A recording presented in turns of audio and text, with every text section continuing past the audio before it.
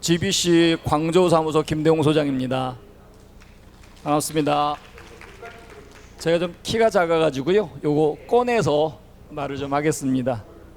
초등학교 6학년 때 사람들 10명 앞에서 갑자기 저희 반에 웅변을 정말 잘하는 친구가 웅변을 해야 되는데 그 친구가 갑자기 목감기가 걸려가지고 웅변을 못했어요. 그래서 제가 대타로 사람들 딱 10명 있는데 발표를 하는데 너무 긴장을 해가지고 말을 한마디도 못하고 벌벌벌 떨다가 내려간 경험이 있습니다. 그 이후로 제가 이렇게 다시 무대에 쓸 거라고 생각을 못 해봤는데 또 이런 오늘은 훨씬 많네요. 한 100분 되시는 것 같은데 이런 많은 분들 앞에서 발표를 하게 돼서 너무 긴장이 되고 좀 그렇습니다. 제가 좀 말을 잘 못하더라도 이해를 해주시기 바랍니다.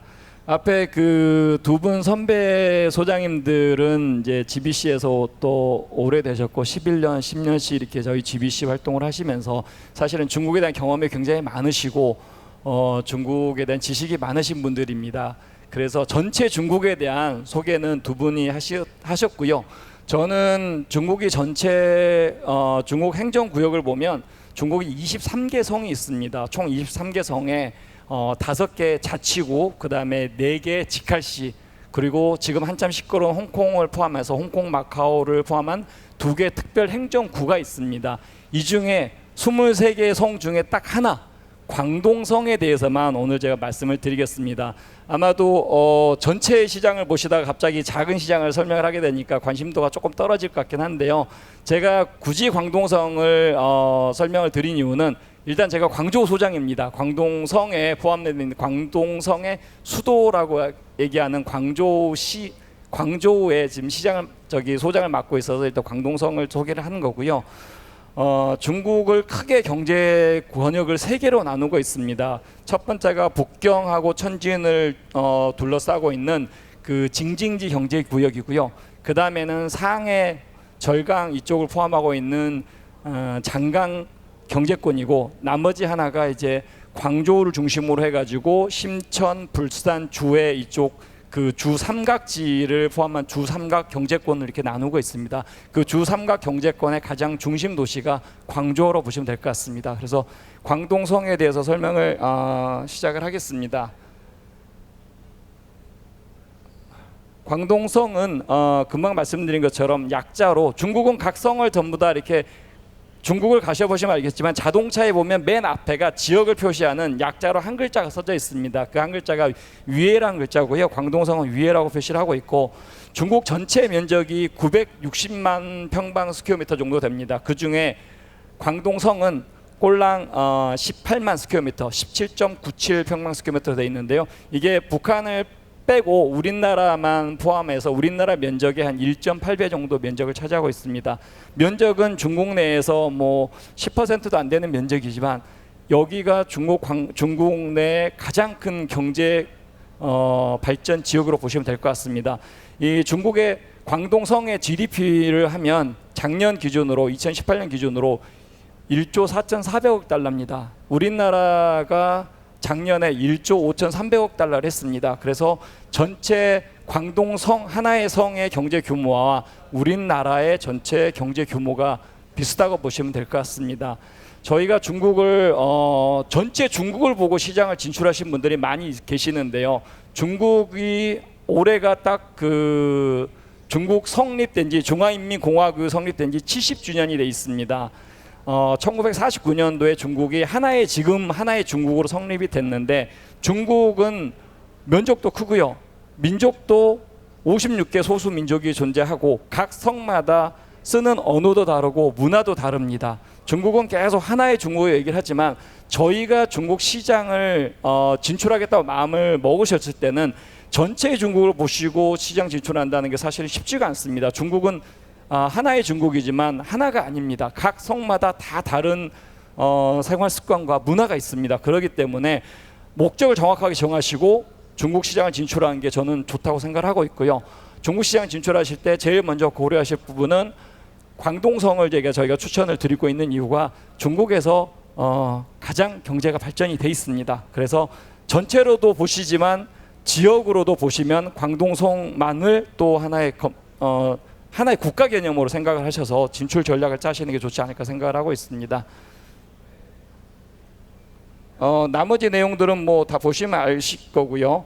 중국이 전체 그 1인당 GDP가 8,800불 정도 됐는데요. 광동성은 13,000불입니다. 그래서 중국 내에서 가장 잘 사는 동네고요.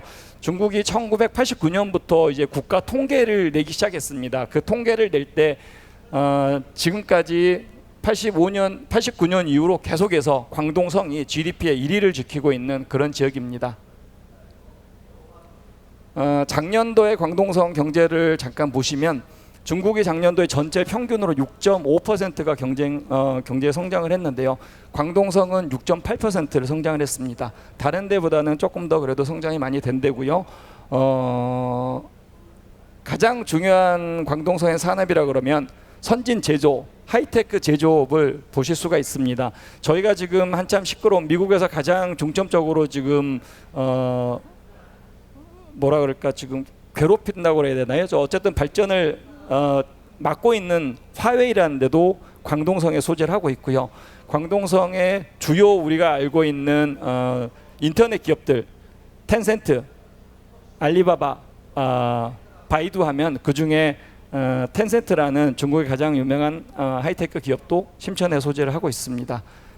그리고 아이폰은 아시다시피 미국 제품이지만 실제 아이폰 제조사는 대만의 폭스콘에서 제조를 하고 있습니다. 근데 대만 폭스콘의 공장도 광동성에 소재를 하고 있습니다. 그래서 중국 내 웬만한 하이테크 기업들은 다 광동성에 있다고 보시면 될 것 같습니다. 제가 총 15분에서 발표 시간인데 제가 발표를 잘 못해서 저는 줄여서 한 5분만 발표를 할 생각으로 지금 하고 있기 때문에요. 바로바로 좀 넘어가겠습니다. 2019년도에 광동성의 전체 성장률은 한 6.5%로 지금 예상을 하고 있고요.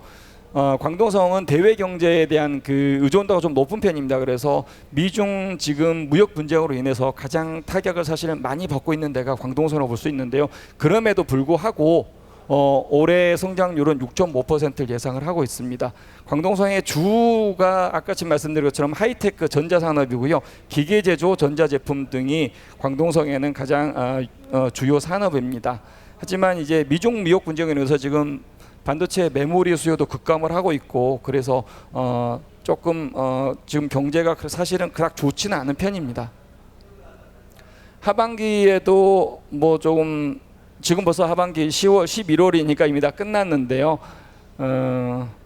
만약에 미국에서 지금 $2,500 관세를 지금 매기는 걸 유예를 하고 있는데 이게 시행이 된다 그러면 한 0.5% 정도 내년도에 성장률이 감소가 될 것으로 생각을 하고 있습니다.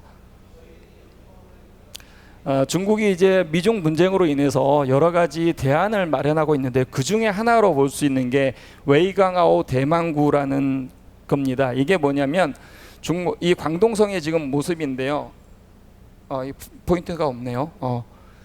광동성에 있는 지금 홍콩하고 마카오를 포함한 2개 특별 행정구와 광동성에 있는 주요 도시 9개 도시를 합해서 하나의 경제 권역으로 좀 만들고 있습니다. 아까 지금 말씀드린 주삼각 그 경제구를 좀 더 확장을 시켜서 지금 미국의 뉴욕만, 샌프란시스코만, 일본 동경만과 비교할 수 있는 그 전 세계 4대 경제 벨트를 만들겠다는 게 지금 중국의 정책입니다.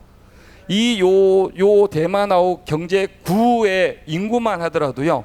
지금 6,600만 명입니다. 우리나라 인구보다 많고요. 전체 GDP를 보면 10.8조 RMB가 됩니다. 그래서 한국만큼의 경제를 가지고 있는 지역이라고 보시면 될 것 같습니다. 요거는 이제 중국 지금 대만 웨이강아오 대망구에 대한 이제 발전 내용을 적은 거고요. 각 지역별로 전에는 그 중국이 뭐 이 정도까지 세세하게 어떤 계획을 짜지는 않았었습니다. 근데 이 대만구를 웨이강아오 대만구를 만들면서 각 도시마다 중점 산업을 지금 선정을 했습니다. 그래서 광저우 같은 경우는 광동성의 이제 중심 도시고요. 거기는 행정 마케팅 위주로 하는 거고 그 다음에 인구가 제일 많다 보니까 광저우시만 해가지고 1,460만의 인구를 가지고 있습니다. 그래서 그 우리나라 경기도 인구보다 더 많은 거죠. 그 소매 산업을 좀 하는 거고 그 다음에 유통 쪽이 이제 광저우의 주요 중점이고요. 심천 같은 경우는 첨단 제조, R&D, 물류, 홍콩은 국제 금융 도시로서 위상을 그대로 유지를 하고 있을 거고, 마카오는 리조트나 회의, 컨벤션 같은 이런 쪽으로 지금 발전을 시키고 있습니다. 불산, 주하이, 중산, 후이조, 짱먼 이렇게 지금 각 지역별로 중점 산업을 선정을 해서 지금 발전을 시키고 있고요. 그 중에서도 심천을 제가 오늘 사실 작성한 거는 지금 우리가 한일 분쟁을 통해서 깨닫게 되는 게 그거였습니다. 부품 소재 산업을 반드시 발전을 시켜야만 된다. 국가의 핵심 경쟁력이 부품 소재 산업에서 나온다라는 이런 얘기가 있습니다. 그래서 심천이라는 도시를 쓴 이유는 중국 내에서도 저희와 똑같습니다. 미중 분쟁을 통해서 중국에서 얘기하는 게 핵심 산업에 대한, 핵심 부품에 대한 산업을 반드시 발전시켜야 된다 얘기를 하고 있는데, 그 중심이 되는 도시가 심천입니다. 심천은 광동성 내에서도 가장 발전된 도시고요. 중국이 전체 아까 지금 평균 GDP가 8,800불 정도 된다 그랬는데, 광동성 선전의 1인당 GDP는 28,500불입니다. 우리나라의 3만 불에 육박하는 그 정도의 경제를 가지고 있고요. 인구가 1,300만 명이 좀 넘습니다. 지금 미중 분쟁을 하면서 중국 정부에서 이 어려움을 어떤 식으로 타개할 것이냐 할 때 가장 중점적인 도시로서 지금 심천을 뽑고 있고, 그 심천에서 주요 산업이라는 게 통신, 공업용 로봇, 반도체, 전자부품 이런 쪽을 지금 계속 발전을 시켜서 미국 무역 분쟁을 어떻게든 조금이라도 더 해소를 해보겠다 노력을 하고 있습니다.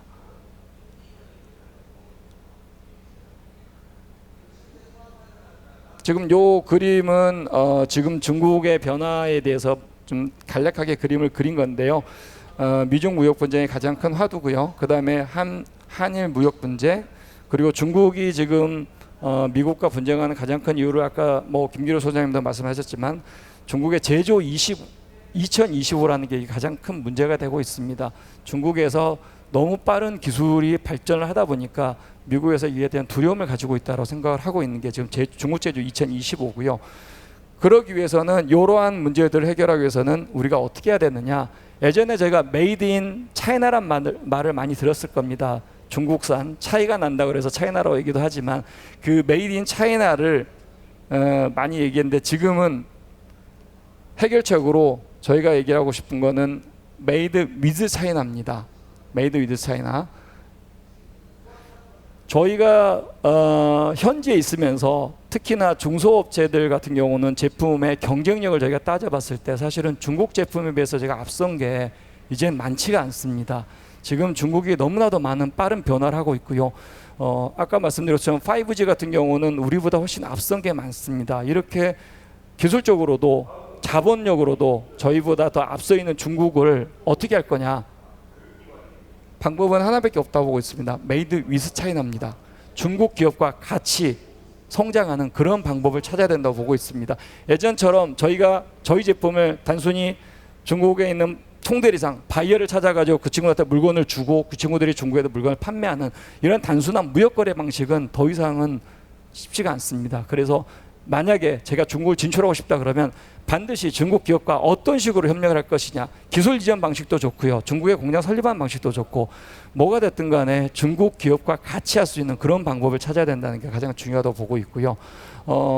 제가 중국에서 한 중국을 영업을 한 26년 정도 했습니다. 26년 정도 하면서 많은 분야가 이제 중국 기업들한테 다 따라잡혔습니다. 처음에는 아주 우리나라 휴대폰을 들고 가면 중국 사람들이 너무너무 좋아했었는데, 지금은 삼성의 중국 휴대폰 시장 점유율이 1% 이하로 떨어졌습니다. 우리가 알고 있는 전 세계 1위 하고 있는, 지금까지는 1위입니다. 삼성하고 LG 디스플레이, TFT 액정 공장이 지금 중국에 있는 BOE 공장과 CSOT라는 그 공장에 밀려가지고 지금 더 이상 중국 내에서도 저희가 액정 사업도 중국을 이겨내지 못하고 있습니다. 이런 많은 분야에서 지금 한국 기업이 중국 기업에 뒤처지고 있는데요. 그나마 지금 남아있는 사업이 뭐냐, 이걸 저희가 잘 찾아봐야 됩니다. 그래서 제가 미래 신산업에 대한 협력 강화로 써놨는데요. 저희가 아직까지 중국에 조금 앞서 있는 거, 5G의 부품, 5G의 시스템은 이미 저희가 뒤처지고 있습니다. 화웨이가 전 세계 1등입니다. 삼성보다도 화웨이가 훨씬 더 앞서 있기 때문에 그쪽은 안 되고요. 5G에 들어가는 휴대폰 부품 쪽 내지는 산업용 로봇, 지금도 중국에서는 공장 자동화가 가장 화두입니다. 공장 자동화를 할 때 가장 많이 필요한 게 이제 산업용 로봇인데, 이 부분은 아직도 저희가 조금 앞서 있는 부분들이 있습니다. 그래서 이런 부분들을 저희가 중국보다 조금 더 앞서 있는 부분이 뭐냐를 계속 찾아봐서 그쪽 부분을 저희가 더 발굴하고 중국 시장을 이쪽에 포커싱을 해서 중국 시장에 진출해야 되지 않을까 이렇게 생각을 하고 있습니다. 새로운 유통 환경에 대해서는 지금 다음에 우리 박원범 소장님께서 아마 자세히 좀 설명을 해줄 것입니다. 예, 감사합니다. 중국 광동성 시장에 대해서 설명해 주신 광주 김대웅 소장님 감사드립니다.